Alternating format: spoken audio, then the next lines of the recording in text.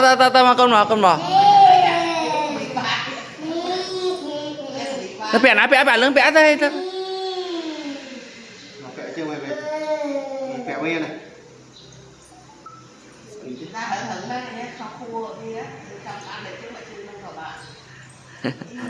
con bò lý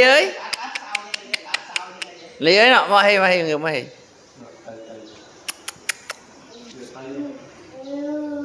bẻ chưa về hiện đá cá đi lý ơi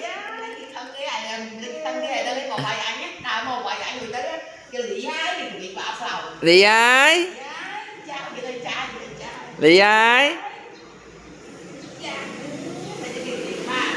mà mày vợ đau mày hả mày mà lý ơi Đấy, đi em chơi một lên một.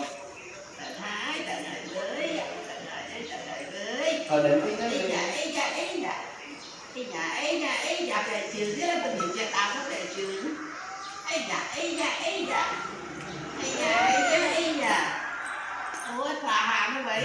nữa hiện đá chừng của mấy chứ mấy tỷ hết lẹ cho luôn cho Tôi một khô mạnh ấy nữa ha. mấy cái cuộc mà hai Cái tí khô vậy cái mới, cái nào cơ là. cái